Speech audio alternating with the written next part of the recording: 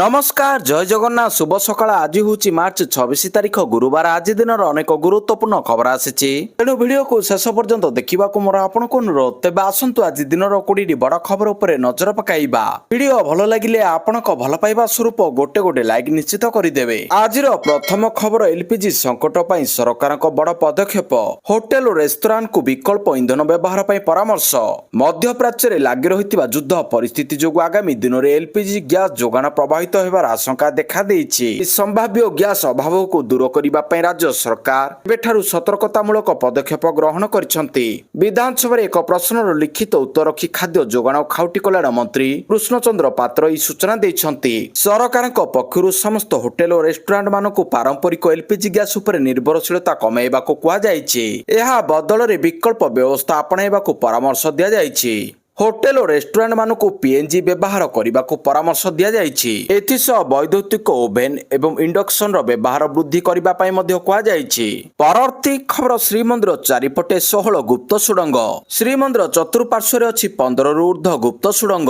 किछि सुड़ंग रास्ता श्रीमंदिर को लंबी बेले किछि सुड़ंग समुद्र आड़क जाइछि। आउ किछि सुड़ंग मठरे समाहित हो जाइछि। किछि सुड़ंगर आरंभ एवं शेष पोती हो जाइथिले मध्य एहार अवशेष एबे माटी तळे मध्य शेष निश्वास नेउछि। श्रीमंदिर को शत्रुंक कबळରୁ सुरक्षा देबाको ई सुड़ंग निर्माण करा जाइथिबा अनुमान करा जाउछि। परवर्ती खबर एप्रिल 2 रु +2 खाता देखा। उच्च माध्यमिक शिक्षा परिषद सीएचएसई परिचालित युक्त 2 परीक्षा शेष होईछि। परीक्षा सरिबा मात्रे खाता देखि शीघ्र परीक्षाफल प्रकाश करने को अंटा भिड़ी सीएचएसई वरिष्ठ अधिकारी कहवा अनुଯାयी आसंता एप्रिल 2 तारिख युक्त 2 खाता देखा आरंभ हेबो। 2टी पर्याय खाता देखा हेबो। एप्रिल मास शेष सुधा खाता देखा शेष हेबो। मे मासरे परीक्षा फल प्रकाश पाइबो। सीएचएसई सूचना अनुसार युक्त 2 खाता देखा उभय ऑफलाइन और ऑनलाइन रे देखा हेबो। आसंता एप्रिल 2 रु 13 तारिख जाए प्रथम पर्याय खाता देखा हेबो। एप्रिल 15 रु 28 तारिख जाए द्वितीय पर्याय खाता देखा हेबो। तेबे प्रथम पर्याय पे 8000 और द्वितीय पर्याय पे 8000 अध्यापक मूल्यांकन पे नियोजित हेबे। मोट 16,000 शिक्षक खाता देखा पे नियोजित हेबे। एथिपाई 151टी मूल्यांकन केंद्र प्रस्तुत करा जाउछि। मोट 25 लाख खाता मूल्यांकन हेबो। मूल्यांकन केंद्र रे कड़ा सुरक्षा रहिबो।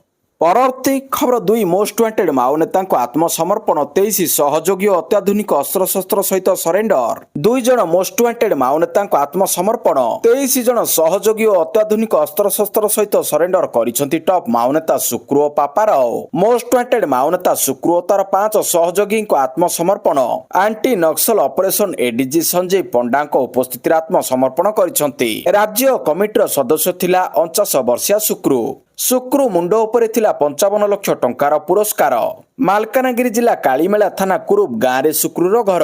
20 वर्ष धरी से माओ संगठनर थिला। परवर्ती खबर 7 दिन पर शेष हेब खरीफ धान संग्रह। एबे मध्य 1,63,000 चाषी पंजीकरण करी धान बिकिबाको अपेक्षा रे अछंती। विधानसभा लिखित उत्तर रखी जोगाण मंत्री कहिसंती 19,24,000 पंजीकृत योग्य विवेचित चाषी धान क्रय करने टोकेन प्रदान करा जायछि। तन्मध्यरु 17,61,000 पंजीकृत चाषी धान बिक्री करिसेंती। सेहीपरि मंत्री कहिसेंती चलित धान संग्रह वर्ष 2025-26 खरीफ ऋतु रे पंजीकृत योग्य विवेचित चाषी प्राय 73 लाख मेट्रिक टन धान संग्रह पई लक्ष्य धार्य रखा जायछि। वर्तमान सुधा 73,51,650 मेट्रिक टन धान सरकार किनिथिबा बेले 72,99,54 मेट्रिक टन धान उठाई। परवर्ती खबर ईरान पे ट्रम्प को 15 पॉइंट शांति प्रस्ताव। पाकिस्तान जरिए पठागला चिठी। अमेरिका एवं ईरान मध्य चलता युद्ध को रोकवा ट्रम्प प्रशासन 15 पॉइंट शांति योजना। ईरान पे ट्रम्प को 15 पॉइंट शांति प्रस्ताव। युद्ध बंद पर पाकिस्तान जरिए पठागला चिठी। ईरान पे मासकर समय परमाणु अस्त्र छाड़िले मिलिबो मुक्ति। अमेरिका राष्ट्रपति डोनाल्ड ट्रम्प ईरान को 1 मास युद्ध विरति करने एवं 15टी शर्त उपरे आलोचना करने को प्रस्ताव देइछंती। पाकिस्तान माध्यम रे प्रस्ताव तेहरान पाखकु पठा जायछि। परवर्ती खबर 35 दिन मध्य बुकिंग हेबो एलपीजी सिलिंडर गैस। नियम परिवर्तन संपर्क रे विवृत्ति जारी कले सरकार। एलपीजी सिलिंडर बुकिंग संपर्क रे एक नुआ खबर प्रकाश पाउछि जाहाको गुजब बोली स्पष्ट करिसेंती सरकार। विभिन्न लोकों को गैस बुकिंग पई विभिन्न समय अपेक्षा करबाको पड़िबो। जाहार खबर सोशल मीडिया रो सूचना मिलिछि किंतु एने सरकार को पक्षरु कोनोसी सूचना मिली नाही।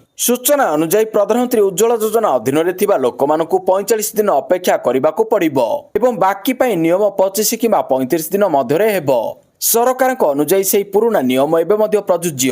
ସହରାଞ୍ଚଳ ବାସିନ୍ଦାଙ୍କ ପାଇଁ ବୁକିଂ ଅବଧି 25 ଦିନ ଥିବା ବେଳେ ଗ୍ରାମାଞ୍ଚଳ ବାସିନ୍ଦାଙ୍କ ପାଇଁ ଏହାର ଅବଧି 45 ଦିନ ରହିଛି। ଏହି ନିୟମ ସମସ୍ତ ବାସିନ୍ଦାଙ୍କ ପାଇଁ ସମାନ ଭାବରେ ରହିଛି। ଗୁଜବ ଖବରକୁ ବିଶ୍ୱାସ ନ କରିବାକୁ ଲୋକଙ୍କୁ ସରକାର ଅନୁରୋଧ କରିଛନ୍ତି। ପରବର୍ତ୍ତୀ ଖବର ବିଧାନସଭାରେ ଗୃହ ବିଭାଗର ଶ୍ୱେତପତ୍ର 2024 ତୁଳନାରେ 2025ରେ ବଢ଼ିଛି ଧର୍ତ୍ତବ୍ୟ ଅପରାଧ। 2025 ଅପରାଧିକ କାର୍ଯ୍ୟକଳାପକୁ ନେଇ ବିଧାନସଭାରେ ଶ୍ୱେତପତ୍ର ଉପସ୍ଥାପନ କଲା ଗୃହ ବିଭାଗ। 2024 ତୁଳନାରେ 2025ରେ 7.36 ଶତକଡ଼ା ବଢ଼ିଛି ଧର୍ତ୍ତବ୍ୟ ଅପରାଧ।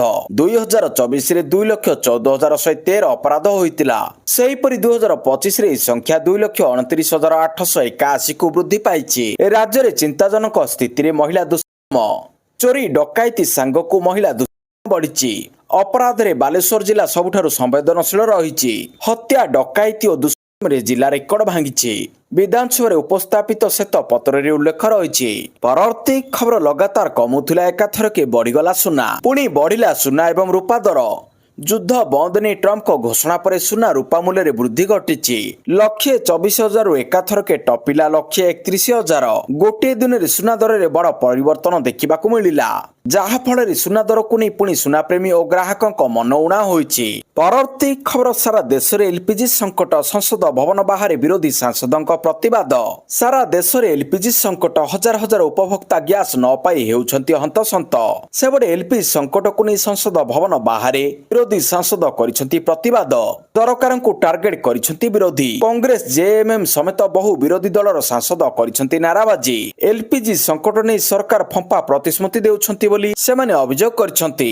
ସେପଟେ ଦେଶର ବହୁ ସ୍ଥାନରେ ପେଟ୍ରୋଲ ଲାଗି ଅଧିକାଂଶ ପେଟ୍ରୋଲ ପମ୍ପରେ ଲାଗିଛି ଲମ୍ବା ଲାଇନ।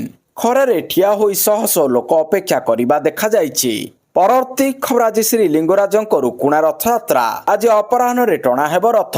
ଆଜି ପବିତ୍ର ଅଶୋକାଷ୍ଟମୀ। ପ୍ରଭୁ ଶ୍ରୀ ଲିଙ୍ଗରାଜଙ୍କ ରୁକୁଣା ରଥଯାତ୍ରା। ଏଥିପାଇଁ ସମସ୍ତ ପ୍ରସ୍ତୁତି ପ୍ରାୟ ଶେଷ ହୋଇଛି। ରଥରେ ଶେଷ ସ୍ପର୍ଶ ଦେଇଛନ୍ତି କାରିଗର। ରଥ କାମ 85% ସରିଥିବା ବେଳେ ବଳକା କାମ ସରିଯାଇଛି। ଅଶୋକାଷ୍ଟମୀ ତିଥିରେ ମହାପ୍ରଭୁ ଲିଙ୍ଗରାଜଙ୍କର ରଥଯାତ୍ରା ଅନୁଷ୍ଠିତ ହୁଏ। ଏନେଇ ନୀତିକାନ୍ତି ନିର୍ଘଣ୍ଟ ହୋଇଛି। ଆଜି ପ୍ରଥମେ ଠାକୁରଙ୍କ ମଙ୍ଗଳ ଆଳତି, ଏହାପରେ ଠାକୁରଙ୍କ ବେଶ ନୀତି ଏବଂ ଦିନ 10:45ରୁ ପହଣ୍ଡି ଯାତ୍ରା, ପରେ 1:45ରୁ 2:30ରେ ଘୋଡ଼ା ବନ୍ଧା ଓ ରଥ ଚାରମାଳ ଖୋଲା।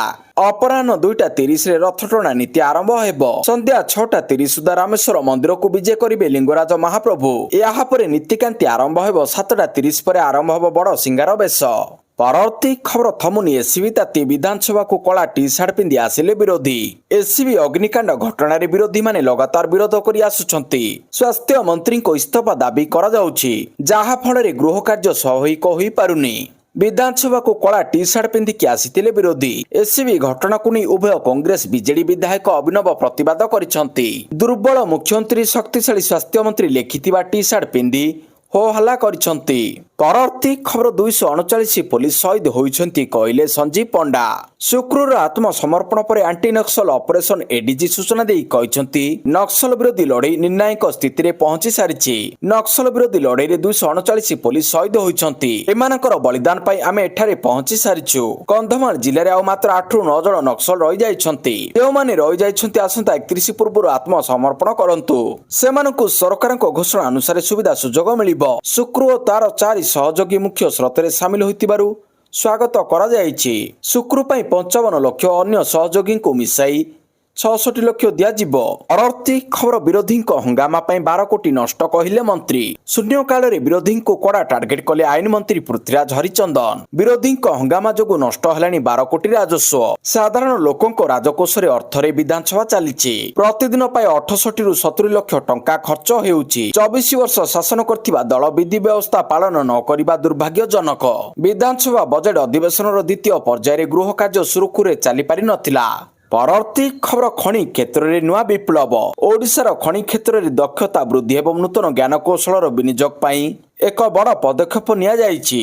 ଓଡ଼ିଶା ଖଣି ନିଗମ ଏବଂ ଆଇଆଇଟି ଧନବାଦର ଟେକ୍ସମିନ୍ ମଧ୍ୟରେ ଏକ ଗୁରୁତ୍ୱପୂର୍ଣ୍ଣ ଏମଓୟୁ ସ୍ୱାକ୍ଷରିତ ହୋଇଛି।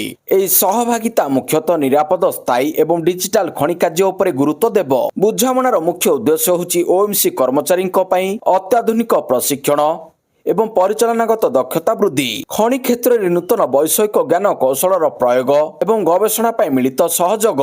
ପରବର୍ତ୍ତୀ ଖବର ପୁଣି ନୀଳଚକ୍ର ଉପରେ ଉଡ଼ିଲା ଡ୍ରୋନ୍, ପୁଣି ଶ୍ରୀମନ୍ଦିର ସୁରକ୍ଷାକୁ ଚ୍ୟାଲେଞ୍ଜ। ଶ୍ରୀମନ୍ଦିର ଉପରେ ପୁଣି ଥରେ ଉଡ଼ିଲା ଡ୍ରୋନ୍। ଗୋଟିଏ ନୁହେଁ ଦୁଇଟି ଡ୍ରୋନ୍ ନୀଳଚକ୍ର ଉପରେ ଉଡୁଥିବା ଦେଖିବାକୁ ମିଳିଥିଲା। ଏହି ସମୟରେ ପତିତପାବନ ବାନା ପରିବର୍ତ୍ତନ କରାଯାଉଥିଲା। ବେଧଡ଼କ ଦୁଇଟି ଡ୍ରୋନ୍ ଉଡୁଥିବା ବେଳେ ସିଂହଦ୍ୱାର ସମ୍ମୁଖରେ ମୃତନ ପୋଲିସ ଅଧିକାରୀ ଓ କର୍ମଚାରୀ ଅସହାୟ ହୋଇ ଛିଡ଼ା ହୋଇଥିବା ଦେଖିବାକୁ ମିଳିଥିଲା। ଏହି ଘଟଣାରେ ସିଂହଦ୍ୱାର ପୋଲିସ 2 ଜଣଙ୍କୁ ଅଟକ ରଖି ପଚରାଉଚରା କରୁଛି। ପରବର୍ତ୍ତୀ ଖବର ସେନ୍ସେକ୍ସରେ 1205 ପଏଣ୍ଟ ବୃଦ୍ଧି। ଲଗାତାର ଦ୍ୱିତୀୟ ଦିନରେ ଷ୍ଟକ୍ ବଜାରରେ ଉନ୍ନତି ପରିଲକ୍ଷିତ ହୋଇଥିଲା। ବମ୍ବେ ଷ୍ଟକ୍ ଏକ୍ସଚେଞ୍ଜର ସେନ୍ସେକ୍ସ 1205 ପଏଣ୍ଟ ବୃଦ୍ଧି ପାଇ 75,273ରେ ବନ୍ଦ ହୋଇଥିଲା। ନ୍ୟାସନାଲ ଷ୍ଟକ୍ ଏକ୍ସଚେଞ୍ଜର ନିଫ୍ଟି ମଧ୍ୟ 394 ପଏଣ୍ଟ ବୃଦ୍ଧି ପାଇ 23,306ରେ ବନ୍ଦ ହୋଇଥିଲା। ଅଟୋ, ବ୍ୟାଙ୍କିଂ, ଧାତବ ଓ ଏଫ୍ଏମ୍ଏସ୍ଜି କମ୍ପାନୀଗୁଡ଼ିକ ସେୟାର ମୂଲ୍ୟରେ ବୃଦ୍ଧି ଘଟିଥିଲା। ଆମେରିକା ଓ ଇରାନ ମଧ୍ୟରେ ସକାରାତ୍ମକ ଆଲୋଚନା ଖବର ପ୍ରସାର ହେବା ଦ୍ୱାରା ବଜାର ଉତ୍ସାହିତ ହୋଇଛି। ପରବର୍ତ୍ତୀ ଖବର ଝଡ଼ ବର୍ଷା 8 ଜିଲ୍ଲାକୁ ୟେଲୋ ୱାର୍ଣ୍ଣିଂ ଜାରି। ଗତ କିଛି ଦିନ ଧରି ବିଭିନ୍ନ ସ୍ଥାନରେ ଝଡ଼ ବର୍ଷା ଲାଗି ରହିଛି। ଏହାରି ଭିତରେ ଭୁବନେଶ୍ୱର ପାଣିପାଗ ବିଭାଗ ପକ୍ଷରୁ ୱାର୍ଣ୍ଣିଂ ଜାରି କରାଯାଇଛି। ଘଡ଼ଘଡ଼ି ସହ ଝଡ଼ ବର୍ଷା ନେଇ ଆଜି ପାଇଁ 8 ଜିଲ୍ଲାକୁ ୟେଲୋ ୱାର୍ଣ୍ଣିଂ ଜାରି କରାଯାଇଛି। ପାଣିପାଗ ବିଭାଗର ସୂଚନା ମୁତାବକ ମୟୂରଭଞ୍ଜ, କେନ୍ଦୁଝର, ବାଲେଶ୍ୱର, ଭଦ୍ରକ, ଗଞ୍ଜାମ, ଗଜପତି, ରାୟଗଡ଼ା, କୋରାପୁଟକୁ ୟେଲୋ ୱାର୍ଣ୍ଣିଂ ଜାରି କରାଯାଇଛି। ପ୍ରବଳ ବର୍ଷା ସହିତ ଘଣ୍ଟାକୁ 40ରୁ 50 କିଲୋମିଟର ପର୍ଯ୍ୟନ୍ତ ପବନ ସମ୍ଭାବନା ରହିଛି। 28 ଓ 29 ତାରିଖରେ ମଧ୍ୟ ଅଧିକାଂଶ ଜିଲ୍ଲାରେ ଝଡ଼ ବର୍ଷା ହୋଇପାରେ ବୋଲି କୁହାଯାଇଛି। ଅନ୍ୟପକ୍ଷରେ ଝଡ଼ ବର୍ଷା ପାଇଁ ରାଜ୍ୟର ତାପମାତ୍ରାରେ ସାମାନ୍ୟ ହ୍ରାସ ଘଟିଛି। ପରବର୍ତ୍ତୀ ଖବର ଚଳିତ ବର୍ଷ ଓଡ଼ିଶାରେ 63,000 ମେଟ୍ରିକ ଟନ୍ ଛତୁ ଉତ୍ପାଦନ। ଦି କ୍ରାଉନ ହୋଟେଲ ଠାରେ ଛତୁ କନକ୍ଲେଭ 2024 ଅନୁଷ୍ଠିତ ହୋଇଯାଇଛି। ଓଡ଼ିଶାର କୃଷି ଓ କୃଷକ ସଶକ୍ତିକରଣ ବିଭାଗ ଅଧୀନରେ ଥିବା ଏକ ନିଗମ ଓଡ଼ିଶା କୃଷି ପ୍ରୋତ୍ସାହନ ଏବଂ ପୁଞ୍ଜି ଲଗାଣ ନିଗମ ଲିମିଟେଡ୍ ଆପିକଲ ଦ୍ୱାରା ଛତୁ ଚାଷକୁ ଏକ ସ୍ଥାୟୀ ଜୀବିକା ରୂପରେ ଗ୍ରହଣ କରିବାକୁ ପ୍ରୋତ୍ସାହିତ କରିବା ପାଇଁ ଏହି ସମ୍ମିଳନୀ ଆୟୋଜିତ ହୋଇଛି। ଏହି କାର୍ଯ୍ୟକ୍ରମରେ ଉନ୍ନତ ଉତ୍ପାଦନ କୌଶଳ, ଅମଳ ପରବର୍ତ୍ତୀ ପରିଚାଳନା, ପ୍ୟାକେଜିଂ, ମୂଲ୍ୟ ବୃଦ୍ଧି ଏବଂ ଛତୁ କ୍ଷେତ୍ରରେ ବଜାର ସଂଯୋଗୀକରଣ ଉପରେ ବୈଷୟିକ ଅଧିବେଶନ ଅନୁଷ୍ଠିତ ହୋଇଛି। ମାନ୍ୟବର ଉପମୁଖ୍ୟମନ୍ତ୍ରୀ କୃଷି ଓ କୃଷକ ସଶକ୍ତିକରଣ ଶକ୍ତି ମନ୍ତ୍ରୀ ଶ୍ରୀ କନକବର୍ଦ୍ଧନ ସିଂହଦେଓ କହିଛନ୍ତି, ଛତୁ ଉତ୍ପାଦନରେ ଓଡ଼ିଶା ଏକ ଅଗ୍ରଣୀ ରାଜ୍ୟ ଏବଂ ସମଗ୍ର ଭାରତରେ ଉତ୍ପାଦିତ ହେଉଥିବା ଛତୁର 11% ଓଡ଼ିଶାରେ ଉତ୍ପାଦିତ ହେଉଛି। ପରବର୍ତ୍ତୀ ଖବର ରାମନବମୀ ପାଇଁ 2 ଦିନ ବନ୍ଦ ରହିବ ସରକାରୀ କାର୍ଯ୍ୟାଳୟ ଛୁଟି ଘୋଷଣା କଲେ ଉତ୍ତରପ୍ରଦେଶ ମୁଖ୍ୟମନ୍ତ୍ରୀ। ଉତ୍ତରପ୍ରଦେଶରେ ରାମନବମୀ ଅବସରରେ ମୁଖ୍ୟମନ୍ତ୍ରୀ ଯୋଗୀ ଆଦିତ୍ୟନାଥ 2 ଦିନିଆ ଛୁଟି ଘୋଷଣା କରିଛନ୍ତି। ଶ୍ରଦ୍ଧାଳୁଙ୍କ ସଂଖ୍ୟା ବଢୁଥିବାରୁ ଏବଂ ଧାର୍ମିକ କାର୍ଯ୍ୟକ୍ରମକୁ ଦୃଷ୍ଟି ରଖି ରାଜ୍ୟ ସରକାର ଏହି ବଡ଼ ନିଷ୍ପତ୍ତି ନେଇଛନ୍ତି। ନିଷ୍ପତ୍ତି ପରେ ସରକାରୀ କାର୍ଯ୍ୟାଳୟ, ଅନେକ ଶିକ୍ଷାନୁଷ୍ଠାନ ଏବଂ ଅନ୍ୟାନ୍ୟ ସରକାରୀ ସେବା 26 ଓ 27 ତାରିଖ ଉଭୟ ଦିନ ବନ୍ଦ ରହିବ। ସୂଚନା ଅନୁଯାୟୀ ପୂର୍ବରୁ ରାମ ନବମୀ ପାଇଁ ମାର୍ଚ୍ଚ 26 ତାରିଖକୁ ଛୁଟି ଭାବରେ ସ୍ଥିର କରାଯାଇଥିଲା, କିନ୍ତୁ ଏବେ ସରକାର ମାର୍ଚ୍ଚ 27 ତାରିଖକୁ ମଧ୍ୟ ସରକାରୀ ଛୁଟି ଭାବରେ ଘୋଷଣା କରିଛନ୍ତି। ପରବର୍ତ୍ତୀ ଖବର ସିପିଇଟି 2024। ଆସନ୍ତା ମେ ମାସ 5 ତାରିଖରୁ ଆରମ୍ଭ ହେବ ସିପିଇଟି ପ୍ରବେଶିକା ପରୀକ୍ଷା। 5 ମେ 2024 ଠାରୁ 18 ମେ 2024 ପର୍ଯ୍ୟନ୍ତ ସିପିଇଟି ପ୍ରବେଶିକା ପରୀକ୍ଷା ଅନୁଷ୍ଠିତ ହେବ। ଏନେଇ ଉଚ୍ଚଶିକ୍ଷା ବିଭାଗ ତରଫରୁ ବିଜ୍ଞପ୍ତି ପ୍ରକାଶ ହୋଇଛି। ଶିକ୍ଷାବର୍ଷ 2024-27ରେ ସ୍ନାତକୋତ୍ତର ପାଠ୍ୟକ୍ରମ ପାଇଁ ରହିଥିବା 31,915 ସିଟ୍ ନିମନ୍ତେ ସର୍ବମୋଟ 58,708 ଜଣ ଛାତ୍ରଛାତ୍ରୀ ପ୍ରବେଶିକା ପରୀକ୍ଷା ପାଇଁ ଆବେଦନ କରିଛନ୍ତି। ଫେବୃଆରୀ ମାସ 27 ତାରିଖରୁ ମାର୍ଚ୍ଚ ମାସ 22 ତାରିଖ ପର୍ଯ୍ୟନ୍ତ ଛାତ୍ରଛାତ୍ରୀମାନେ ସାମ୍ସ ପୋର୍ଟାଲକୁ ଯାଇ ସିପିଟି ପ୍ରବେଶିକା ପରୀକ୍ଷା ପାଇଁ ଆବେଦନ କରିଥିଲେ। ପରବର୍ତ୍ତୀ ଖବର ଆସନ୍ତା ଏପ୍ରିଲରେ 10 ଦିନ ବନ୍ଦ ରହିବ ସ୍କୁଲ ଛୁଟିକୁ ନେଇ ଆସିଲା ବଡ଼ ଖବର। ଆସନ୍ତା ଏପ୍ରିଲରେ 10 ଦିନ ବନ୍ଦ ରହିବ ସ୍କୁଲ। ପିଲାମାନେ ସମୁଦାୟ 10ଟି ପବ୍ଲିକ ହଲିଡେ ପାଇବେ। ଏପ୍ରିଲ ମାସ ଆରମ୍ଭ ହେବା ସହିତ ବିଭିନ୍ନ ପର୍ବ ଉତ୍ସବ ଆରମ୍ଭ ହେବ। ରାଜ୍ୟ ସରକାରଙ୍କ ସ୍କୁଲ ଶିକ୍ଷା ବିଭାଗ ଆଗାମୀ ମାସ ପାଇଁ ଛୁଟି ତାଲିକା ପ୍ରକାଶ କରିଛି, ଯେଉଁଥିରେ ଅନେକ ପ୍ରମୁଖ ପର୍ବପର୍ବାଣୀ ଯୋଗୁଁ ସ୍କୁଲ ଗୁଡ଼ିକରେ ଛୁଟି ସ୍ଥିର କରାଯାଇଛି। ପରବର୍ତ୍ତୀ ଖବର ବିଜୁ ଜନତା ଦଳରେ ଯୋଗଦେଲେ ପୂର୍ବତନ ମନ୍ତ୍ରୀ ରଘୁନାଥ ମହାନ୍ତି ଓ ପୂର୍ବତନ ବିଧାୟକ ଜୀବନ ପ୍ରଦୀପ ଦାସ। ବାଲେଶ୍ୱର ଜିଲ୍ଲାର 2 ବରିଷ୍ଠ ନେତା ପୂର୍ବତନ ମନ୍ତ୍ରୀ ଶ୍ରୀ ରଘୁନାଥ ମହାନ୍ତି ଓ ପୂର୍ବତନ ବିଧାୟକ ଶ୍ରୀ ଜୀବନ ପ୍ରଦୀପ ଦାସ ବିଜୁ ଜନତା ଦଳର ସଭାପତି ଶ୍ରୀ ନବୀନ ପଟ୍ଟନାୟକଙ୍କ ଉପସ୍ଥିତିରେ ବିଜେଡିରେ ଯୋଗ ଦେଇଛନ୍ତି। ଉଭୟ ଶ୍ରୀ ମହାନ୍ତି ଓ ଶ୍ରୀ ଦାସଙ୍କୁ ବିଜୁ ଜନତା ଦଳକୁ ସ୍ୱାଗତ କରି ଶ୍ରୀ ନବୀନ ପଟ୍ଟନାୟକ କହିଛନ୍ତି ଯେ ଏହି 2 ନେତାଙ୍କ ଯୋଗଦାନ ଦ୍ୱାରା ବିଜେଡି ବାଲେଶ୍ୱର ଜିଲ୍ଲାରେ ଆହୁରି ମଜବୁତ ହେବ। ଜିଲ୍ଲାରେ ଦଳର ସାଂଗଠନିକ କାର୍ଯ୍ୟକୁ ଆହୁରି ବ୍ୟାପକ କରିବା ପାଇଁ ଶ୍ରୀ ପଟ୍ଟନାୟକ ଉଭୟଙ୍କୁ ପରାମର୍ଶ ଦେଇଛନ୍ତି। ପରବର୍ତ୍ତୀ ଖବର ହରମୁଜ ପ୍ରଣାଳୀରେ ପାକିସ୍ତାନ ଜାହାଜକୁ ଅଟକାଇ ଇରାନର କଠୋର ସନ୍ଦେଶ। ଆମେରିକା ଇସ୍ରାଏଲ ବିବାଦ ମଧ୍ୟରେ ଆଞ୍ଚଳିକ ମଧ୍ୟସ୍ଥତାର ଦାବି କରୁଥିବା ପାକିସ୍ତାନକୁ ଇରାନ ଏକ ବଡ଼ ଝଟକା ଦେଇଛି। ଇରାନର Islamic revolutionary guard corps saline ନାମକ ପାକିସ୍ତାନ ସହିତ ଜଡ଼ିତ ଏକ କଣ୍ଟେନର ଜାହାଜକୁ ହରମୁଜ ପ୍ରଣାଳୀ ଦେଇ ପ୍ରବେଶ କରିବାକୁ ମନା କରିଛି। IRGC ନୌସେନା କମାଣ୍ଡର ଆଲିରେଜା ତାଙ୍ଗିସିରି କହିଛନ୍ତି ଯେ ଜାହାଜଟି ଆବଶ୍ୟକ ଆଇନଗତ ପ୍ରୋଟୋକଲ ଓ ପରିବହନ ଅନୁମତି ପାଳନ କରିନଥିଲା। ଏହି କାରଣରୁ ନୌସେନା କର୍ମଚାରୀମାନେ ଜାହାଜଟିକୁ ଅଟକାଇ ଫେରାଇ ଦେଇଥିଲେ।